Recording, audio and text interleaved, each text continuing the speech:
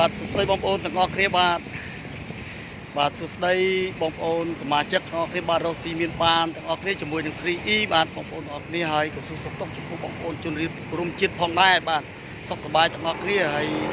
ទួលទានរស់ស៊ីមានបានសុខភាពល្អជោគជ័យនៅក្នុងឆ្នាំ2025នេះទាំងអស់គ្នាបាទថ្ងៃនេះដែរក្នុងនាមខ្ញុំគឺជាអ្នកកើតនៅកម្មវិធីស្រីអ៊ីនេះបាទខ្ញុំសូមបកស្រាយសំណួរអូនប្រុសម្នាក់ហើយដែលគាត់គឺជាអ្នកដែលធ្វើការឲ្យខាង network ដទៃទៀតហើយខ្ញុំមិនជាខឹងអន់សពុនចិត្តអីទេបងប្អូនបាទព្រោះអីជាធម្មតាទេហើយខ្ញុំប៉ុន្តែបងប្អូនរកស៊ីទទួលទានមានបានជាមួយក្រុមហ៊ុនដទៃទៀតហ្នឹងគឺខ្ញុំសប្បាយចិត្តខ្លាំងណាស់បាទនិយាយទៅគឺមិនពាក់ព័ន្ធតាមចង់ឲ្យបងប្អូនមិនថាង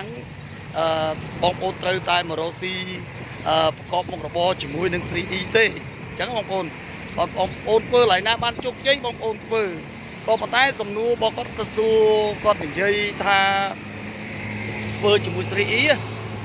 គាត់ថាស្រីអ៊ីមិនមែនជាក្រុមហ៊ុនឬក៏អីទេជាលក្ខណៈការលក់ដូរធម្មតាអញ្ចឹងខ្ញុំបកប្រាប់គាត់ថាធម្មតាខ្ញុំធ្វើដំបូងខ្ញុំមិនទាន់មានយើងអត់ទាន់រត់ច្បាប់ក្រុមហ៊ុននេះត្រឹមត្រូវទេតែតិចទៀតយើងធ្វើអាហ្នឹងខ្ញុំបកស្រាយប្រាប់គាត់ណាហើយក្រុមហ៊ុនណាក៏គេធ្វើអញ្ចឹងដែរអ្នកខ្លះគេរត់6ខែ1ឆ្នាំ2ឆ្នាំខ្លះគេធ្វើដល់ដើមបានគេចាប់ដើមធ្វើច្បាប់អញ្ចឹងណាអាហ្នឹងខ្ញុំបកស្រាយជូនបងប្រុសវិញបាទហើយមួយទៀតក៏តាំងក្រុមហ៊ុនហ្នឹងដែលបច្ចេកមួយហ្នឹងគ្រាន់តែលក់ដូរធម្មតាយកលុយបងប្អូនឲ្យមកទូទាត់ឲ្យបងប្អូនវិញអញ្ចឹងណាបាទលក់បានដាច់ឲ្យមកទូទាត់ឲ្យយកចំណេញពីបងប្អូនឲ្យមកទូទាត់ឲ្យបងប្អូនវិញនៅប្រាក់ចៃប្រាក់អីចឹងឬក៏ឲ្យបងប្អូននៅចេះចុះអញ្ចឹងខ្ញុំសួរបងប្អូនវិញសួរបងប្អូន network ដទៃទៀតហើយនឹងក្រុមហ៊ុនដទៃទៀតណាទាំងក្រុមហ៊ុនលក់អ្វីផ្សេងហ្នឹងខ្ញុំសួរចេះនៅពេលដែលបងប្អូនលក់របស់បានហើយមិនទូទាត់យកកេងចំណេញលើហើយតែស្រីអ៊ីសើកេងចំណេញណាអត់កេងចំណេញលើបងប្អូនទេលក់តម្លៃដើមឬក៏តម្លៃក្រោមទីផ្សារយល់ទេបងប្អូនតែហ្នឹងណាបាទចុះក្រុមហ៊ុនដទៃទៀតដែលយកចំណេញ2-300%ហើយអត់មានអីតបមកវិញហើយបងប្អូនឆ្លើយយ៉ាងម៉េចដែរអញ្ចឹងស្រីអ៊ីវាលយឡើយហ្នឹងលយថាកាលណាបងប្អូនទិញ